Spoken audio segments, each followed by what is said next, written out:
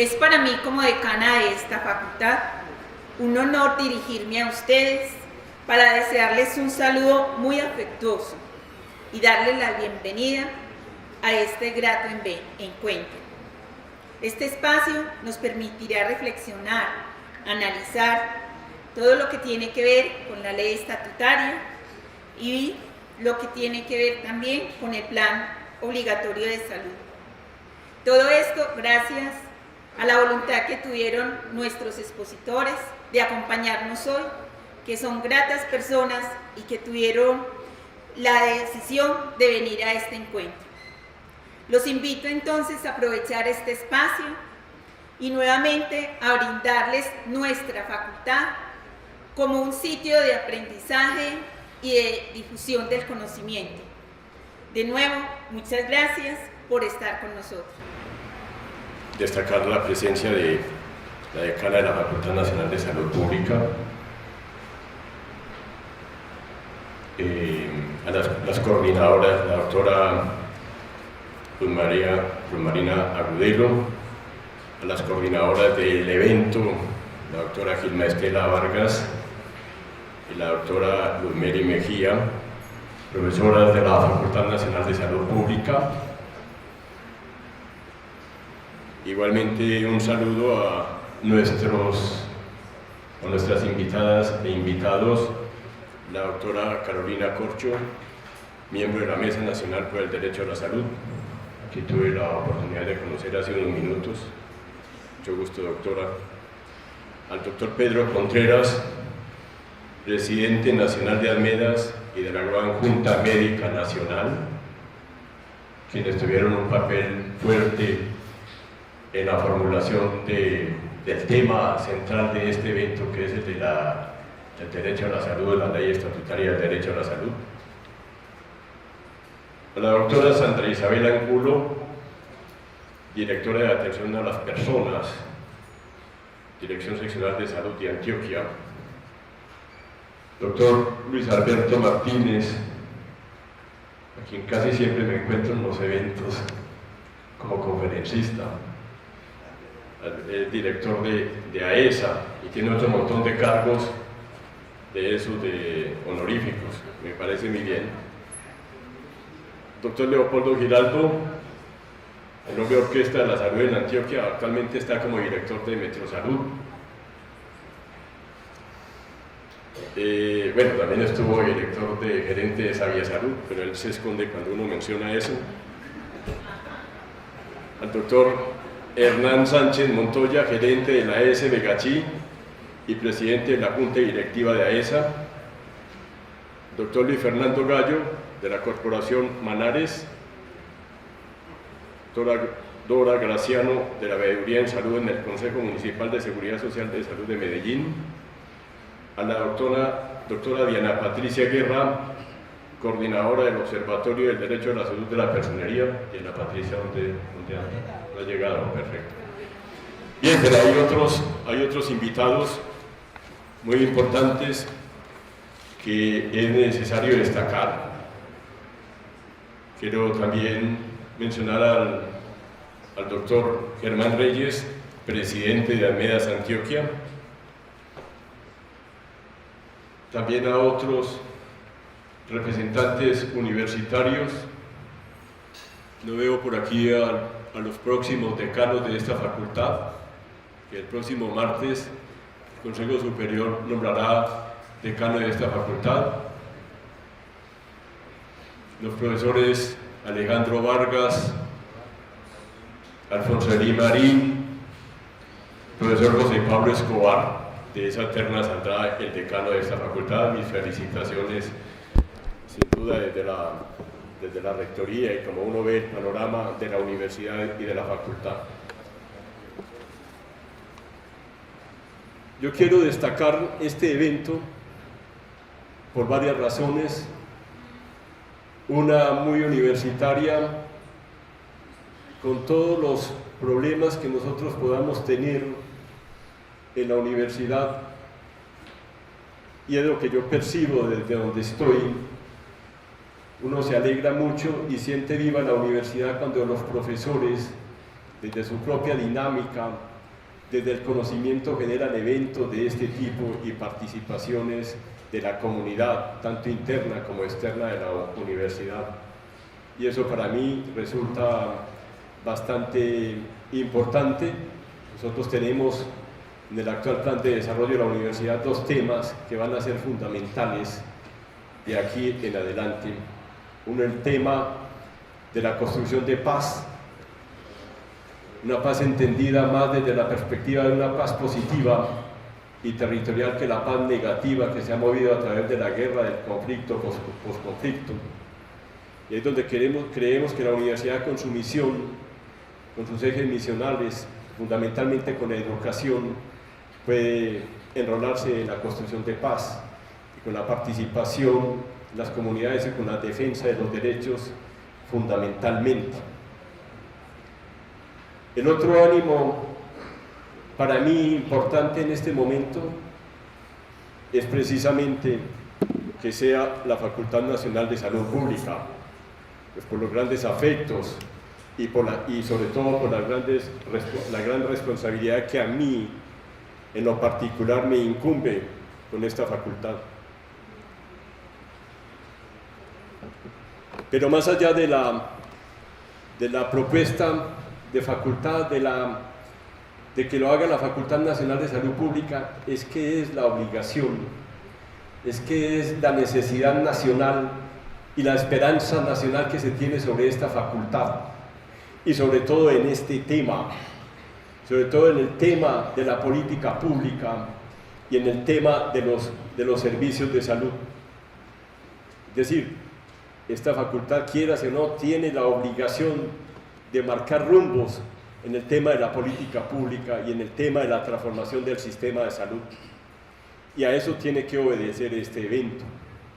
Me gusta que sea el grupo de gobernanza y política pública el que haya avanzado en esta propuesta. Y que la actual decana, a puertas de salir en 10 o 15 días de la decanatura, haya asumido este liderazgo. Pero además es el compromiso que muchos de nosotros como salubristas tenemos. ¿Qué es el salubrista? ¿Cuál es el papel del salubrista? Y eso va para todos ustedes. Salubrista no es solamente el médico, enfermero, trabajador social que viene y hace una maestría en salud pública no, el salubrista es más allá, no es solamente tampoco el funcionario, aquel que está en la burocracia ejerciendo algunas tareas en el servicio de salud, que lo es.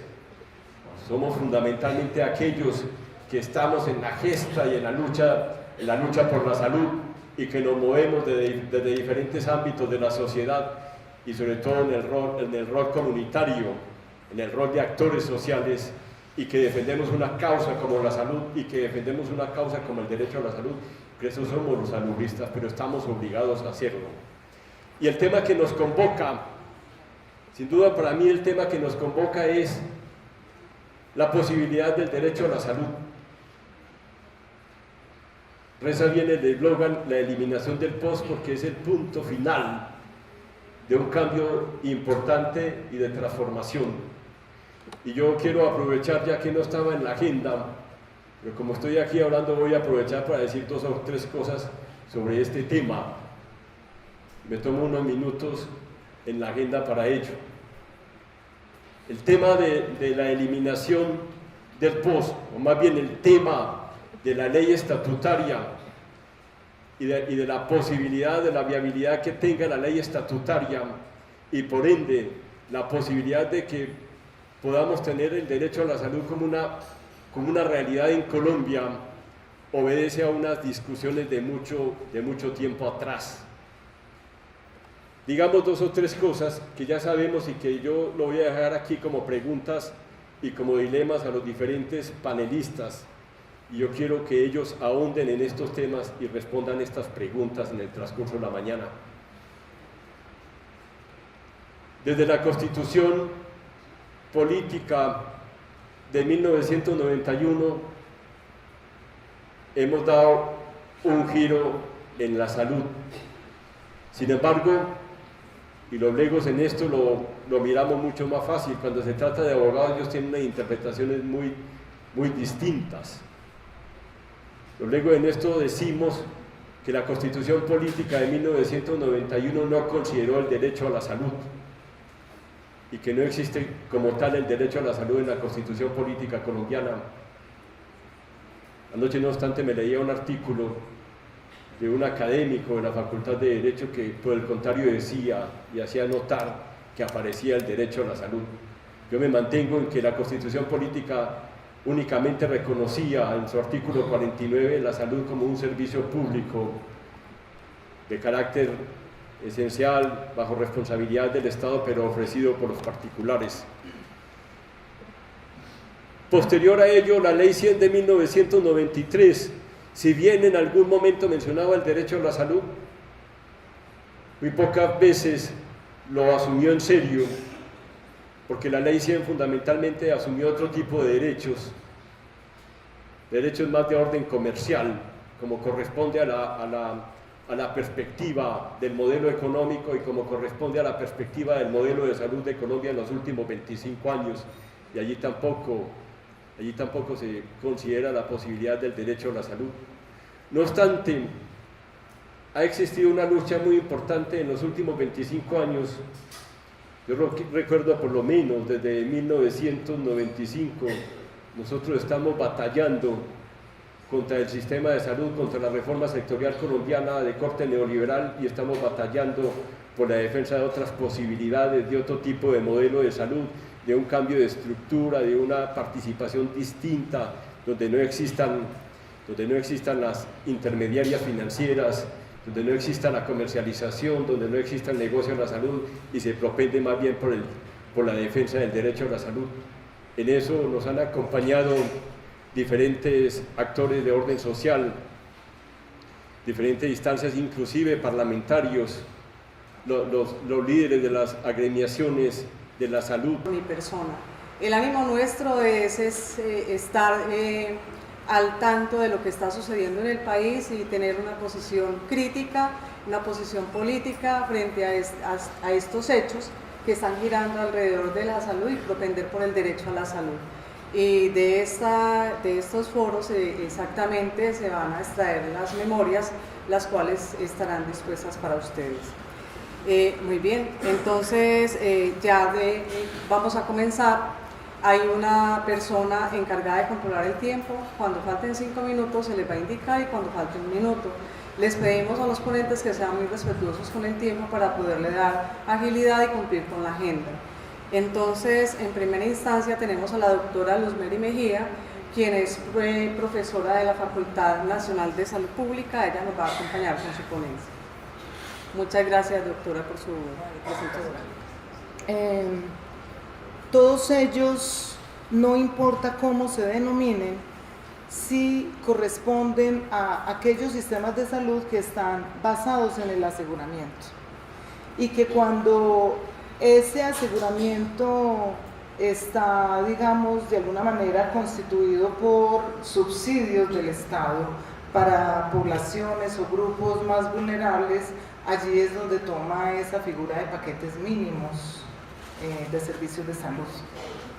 También una aclaración, es que no todos los sistemas de salud en el mundo tienen un paquete como tal, pero sí todos los sistemas de salud en el mundo tienen definidas unas limitaciones o unas exclusiones. Así que ese asunto de que paquetes infinitos, eso es una figura que de verdad no existe.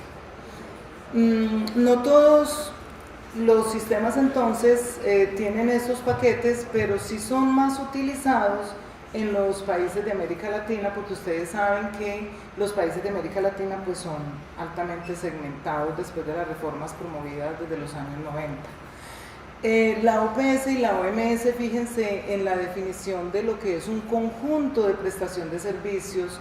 Ellos lo consideran como un instrumento útil para la política de salud, y fíjense que lo ligan a los asuntos de la suficiencia o de la sostenibilidad financiera, el control de gasto, de la eficiencia, pero y aunque se hable allí de equidad, la verdad no obedecen en ningún momento a la garantía del derecho a la salud. Ese concepto, dice la misma OPS y la OMS, que es aplicable tanto a sistemas de salud que tienen una amplia cobertura en servicios como aquellos que son minimalistas en la prestación. Y por tanto es donde allí se habla de un mínimo de servicios. La CRES en el año 2011, cuando en un documento que ellos prepararon con suficiente tiempo y parece que con participación de agremiaciones, asociaciones científicas y expertos, ellos definieron los planes de salud o planes de beneficios como una herramienta apropiada y deseable para la interacción entre aseguradores, prestadores y el usuario. O sea, un instrumento para la interacción entre los actores. Entonces, si eso es un instrumento para la interacción entre los actores, uno fácilmente deduce, entonces no es un asunto para garantizar el derecho a la salud, sino un instrumento para la interacción. Y ya todos nosotros sabemos cómo ha sido esa interacción en el caso colombiano. Cuando miramos los antecedentes se limitan a estos tres momentos: el momento de la Constitución Política Colombiana, que ustedes bien saben, la Constitución no consideró la salud como un derecho, y si bien en uno de los artículos 48 y 49 considera que la seguridad social es un derecho irrenunciable de toda la población, luego dice que podrá tener participación el sector privado y que la ley definirá cómo se determinan esas condiciones para poder acceder a la seguridad social, y ya ustedes muy bien conocen cómo ha sido entonces la legislación en materia de seguridad social y de seguridad social en salud. Sin duda, otro antecedente es el informe del Banco Mundial Invertir en Salud, porque ustedes saben que allí se dieron las pautas para emprender esas grandes reformas a los sistemas de salud en América Latina, que si bien eran segmentados y no eran de cobertura universal, sí tenían una participación muy importante del Estado, eran financiados con una buena cantidad de recursos públicos y no había las trabas para el acceso a los servicios de salud que hoy tienen estos que están basados en el aseguramiento. En tanto, hoy hay unos actores privados que cumplen esa función de administración del sistema, de intermediación, los que manejan el dinero, los que te dicen a ti cuándo puedes o cuándo no puedes acceder a un servicio de salud. Y allí, claro, en el informe del Banco Mundial entonces se hablaba de que era necesario que los sistemas de salud tuvieran paquetes básicos de salud. Y por supuesto, el antecedente más importante es la Ley 100 de 1993, en estos artículos que allí muestro. El 156 pues dice que todos los afiliados, ojo, no toda la población, fíjense, la Ley 100 es muy clara. No es toda la población colombiana tendrá derecho a, no, es todos los afiliados. ¿Afiliados a qué? Al régimen contributivo y al régimen subsidiado, con unas diferencias sustanciales entre esos beneficios de los usuarios del subsidiado y los del contributivo, que apenas en el año 2013 se vinieron como a unificar, pero que la misma Ley 100 decía en el artículo 162 que ese plan de beneficios antes del año 2001 debía ser igual para los usuarios del régimen subsidiado y del régimen contributivo, y sabemos que gracias a la sentencia T760 se empezó a movilizar todo para que se fueran igualando poco a poco, como les voy a mostrar. Y también dejó muy claro entonces la Ley 100 que ese plan de beneficios, ese plan obligatorio de salud, estaría a cargo de las EPS. Entramos en sus antecedentes en lo que, en mi opinión, es quizás el mejor momento que tuvo el plan obligatorio de salud, con todas las limitaciones que él hubiera tenido. ¿Y por qué fue el mejor momento? Como el Consejo Nacional de Seguridad Social fue creado por la Ley 100 como el ente de regulación y dirección junto con el Ministerio de Salud, el primer acuerdo que expidió el Consejo Nacional, recordemos el Consejo Nacional de Seguridad Social, estuvo vigente entre el 1 de enero de 1994 y no sé, en cualquier mes de septiembre, cuando fue eliminado el Consejo o cambiada su configuración a ser asesor, porque en 2009, cuando se creó la CRES, ya enseguida lo vamos a mirar en otra diapositiva. El Consejo entonces actuó en un tiempo muy importante en el sistema y fue expidiendo estos acuerdos. Entonces fíjense que adopta un POS para el régimen contributivo, un POS para el régimen subsidiado, y una de las cosas que caracterizó a este organismo es que a lo largo de esos años que operó, ellos expidieron otros acuerdos, pero la particularidad de esos acuerdos era que paulatinamente iban incrementando otros servicios de salud, iban incrementando medicamentos, y todo eso seguramente también obedecía a la presión que ejercía la misma población con las acciones de tutela, ¿sí? Como lo vamos a mostrar en un estudio que nosotros hicimos sobre la actualización del Plan Obligatorio de Salud. Entre esos acuerdos, el Consejo Nacional de Seguridad Social nunca excluyó un servicio que ya hubiera sido excluido, porque es que otra de las cosas que sigue aquí un acto administrativo muy importante fue la resolución 5261, lo que todo el mundo llamábamos el MAPIPOS, el Manual de Actividades, Intervenciones, Manual de Actividades, Procedimientos e Intervenciones del Plan Obligatorio de Salud, una sigla, y ese MAPIPOS estuvo vigente entre 1994 y el año 2009, cuando la CRES por primera vez hizo una actualización integral del POS. En esa resolución, en el artículo 18, se dejan expresan claramente las limitaciones y las exclusiones del POS, y incluso algunas de esas exclusiones más adelante fueron, incluidas con algún acuerdo, pero estaba claramente definido. Yo aquí tengo, pues lo que pasa es que seguramente los tiempos no nos dan, pero ya tengo 5 minutos, entonces no lo muestro, ¿cierto? Ustedes lo pueden mirar. Bien, entonces, quizás el momento más importante, yo creo que la CRES, que fue creada por la Ley 1122 de 2007, cumplió un papel muy importante en cuestión del plan de beneficios, porque fue el momento en que, atendiendo ya a la sentencia de la Corte, que le había dicho al gobierno que hubo pues, porque no se actualizan periódicamente esos planes de beneficios, porque no se han igualado los planes de beneficios del régimen contributivo y subsidiado, y entonces creo yo que la CRES aceleró, y en muy poco tiempo la CRES operó entre 2009 y 2012. Fíjense que tan poquito tiempo tuvo la CRES, pero en ese poco tiempo la CRES definitivamente amplió sustancialmente los beneficios del Plan Obligatorio de Salud. El primer acuerdo en que ellos hicieron una actualización muy importante fueron los acuerdos 03 y 08, y paulatinamente fueron desarrollando otros acuerdos para igualar el POS subsidiado para ciertos grupos poblacionales, que quedara igual al contributivo, hasta lograr la unificación del POS, cuando ya se incluyó a la población entre 18 y 19, porque ya los otros grupos etarios estaban igualados en el plan de beneficios. Ese acuerdo 029, que fue lo más significativo que pudo haber hecho la CRES,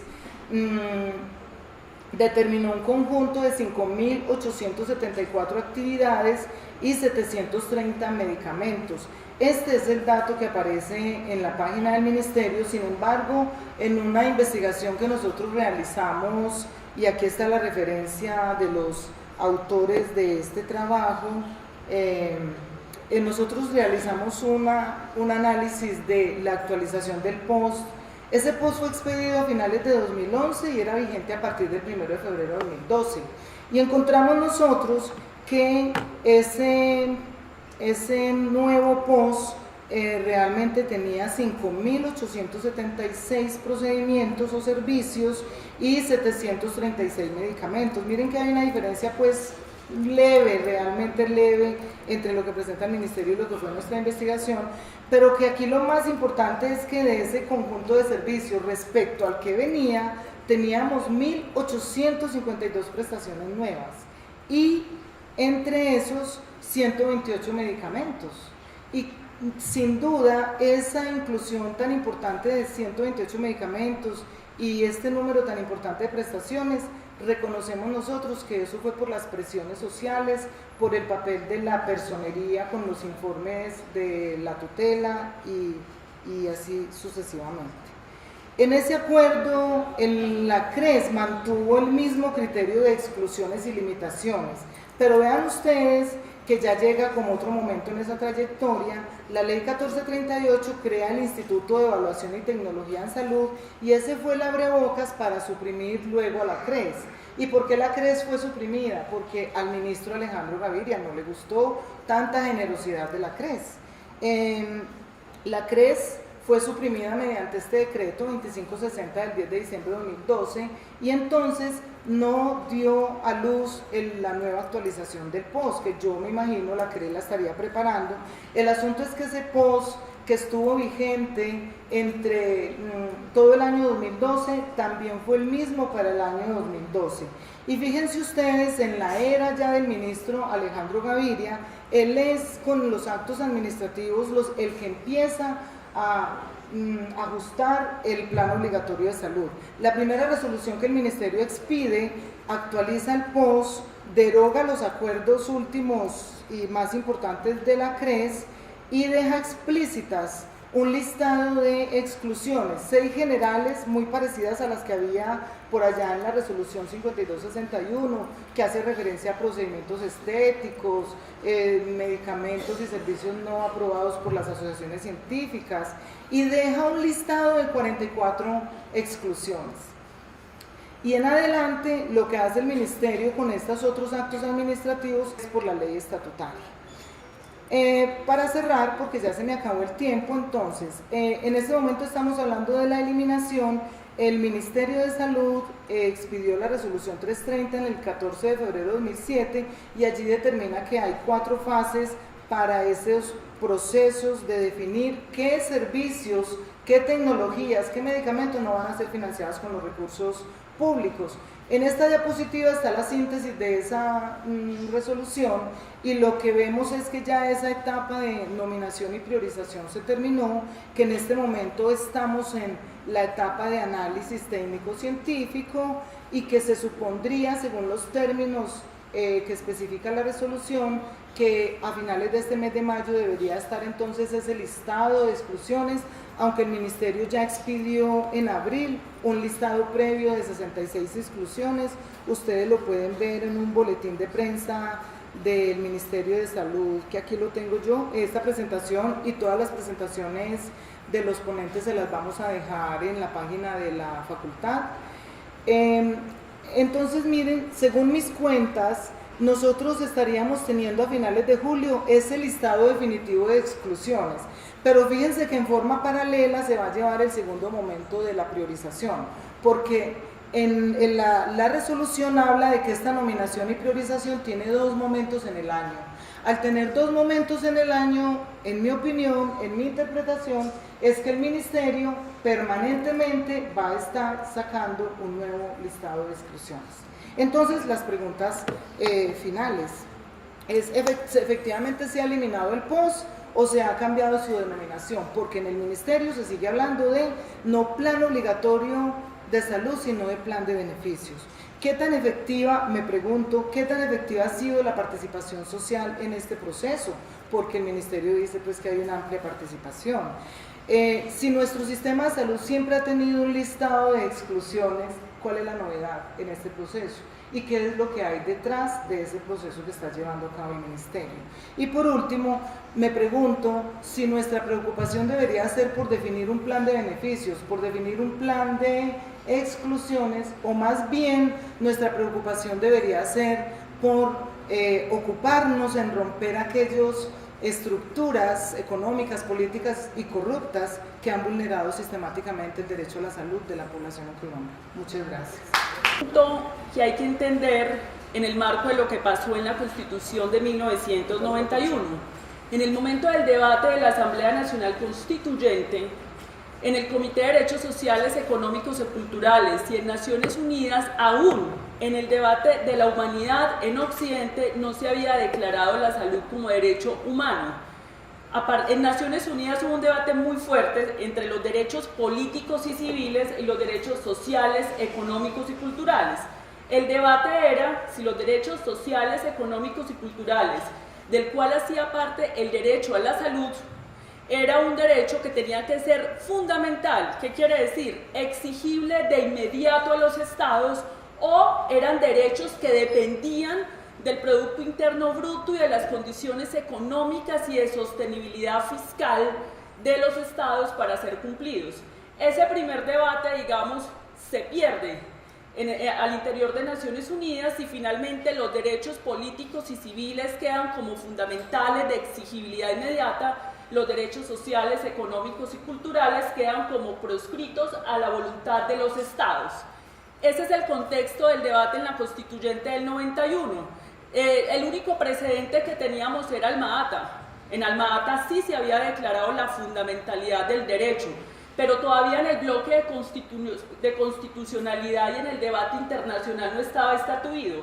La primera vez que se constituye en la historia occidental, insisto, la salud y se reconoce como derecho fundamental es en el año 2000 en la observación 14 de los derechos sociales, económicos y culturales, donde es el único derecho social. Por ejemplo, la educación no ha sido declarada derecho fundamental.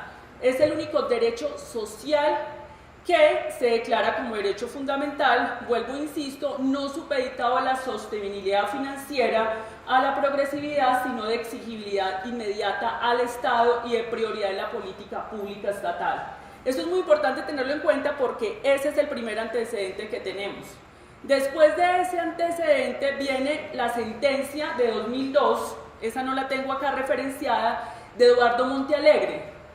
Paradójicamente, Eduardo Montealegre, fiscal, asesor de Saludcop, en ese momento emite la primera sentencia, es la 272, donde Eduardo Montealegre como magistrado ponente ya reconoce el derecho a la salud incorporando la observación 14 en la jurisprudencia de la Corte Constitucional, porque desde la Constitución del 91 como servicio público esencial, los jueces fallaban el derecho en conexidad con la vida, pero no como derecho autónomo, sino solo cuando estuviera en riesgo la vida. Solo hasta el 2002, Eduardo Montealegre en una sentencia donde se estaban demandando 2 EPS porque no daban un tratamiento, un injerto de rodilla, es cuando dice, es un derecho fundamental en los términos de la observación 14.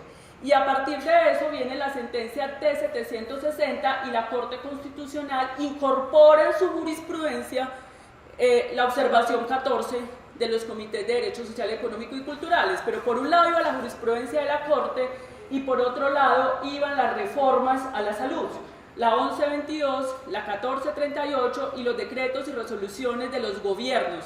Entonces había como un pulso entre dos concepciones, porque aquí seguíamos en el servicio esencial, digamos en la lógica o en el discurso introducido por el Banco Mundial en la década de los 90 de la competencia regulada, del Estado regulador de los privados, del pluralismo estructurado que llamaba el señor Juan Luis Londoño, pero por el lado de la Corte Constitucional ya se había incorporado el discurso más progresista que se había logrado hasta ese momento. Eso es lo que da origen a la ley estatutaria.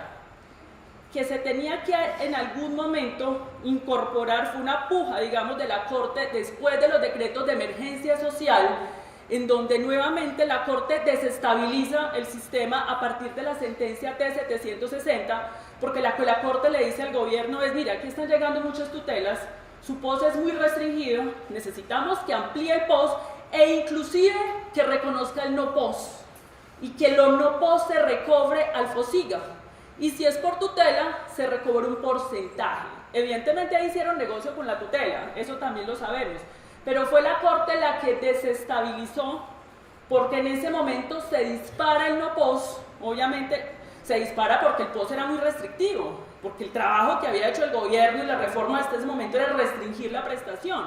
Y ahí es cuando el doctor Álvaro Uribe en el 2009 dice: el sistema está quebrado. Y emite los decretos de emergencia social, que con una movilización popular y un decreto de la Corte en 2010 se caen los decretos de emergencia social, porque la Corte dice: esto es un problema estructural, esto no es un hecho extraordinario y sobreviniente, esto no tiene por qué resolverse con un estado de excepción. Y dice: insto al gobierno y al Congreso de la República a que se haga una ley estatutaria, leyes ordinarias, leyes orgánicas que resuelvan el problema estructural. Y es ahí donde inicia todo este debate, donde por iniciativa de la sociedad civil se logra esta ley estatutaria. Ahora, si a mí me preguntaran cuál es el núcleo duro del derecho fundamental a la salud en términos de la ley estatutaria, el núcleo duro, digamos que son tres. Evidentemente la ley estatutaria tiene que entrar a debatir el tema de lo prestacional.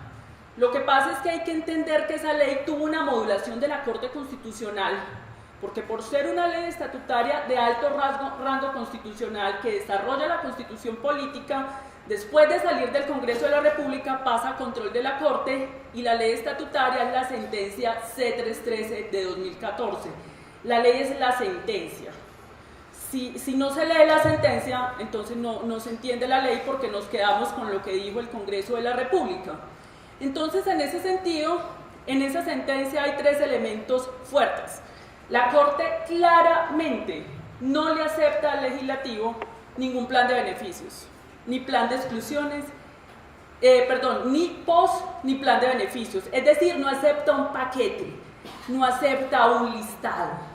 Lo que está hablando, enseguida, porque me adelanté a lo que iba a decir, ahorita les muestro específicamente cómo lo menciona la Corte en la sentencia, pero la Corte no acepta plan de beneficios, sino acepta plan obligatorio de salud. Lo que acepta es un sistema de inclusiones. Como decía la profesora Luz Meri, hay sistemas de salud en el mundo que tienen exclusiones sin plan de beneficios. Exactamente esa es la definición de la ley estatutaria. Exclusiones sin plan de beneficios. Muy importante eso. Lo segundo, el derecho a la salud, además de ese sistema inclusivo de prestaciones, también son los determinantes sociales de la salud.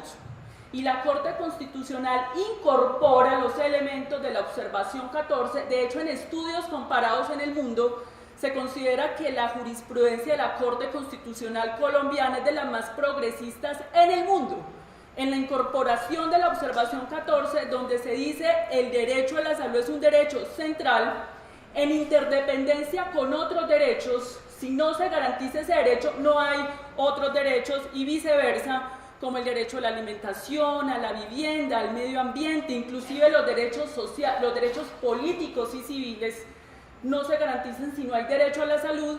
Entonces la Corte incorpora en los términos de la observación 14 los determinantes sociales, pero viene el debate con el gobierno en términos del impacto fiscal, porque el gobierno siempre quiso limitar lo prestacional y los determinantes sociales al impacto fiscal, porque el gobierno ya había introducido un acto legislativo previamente, que es la ley de impacto fiscal.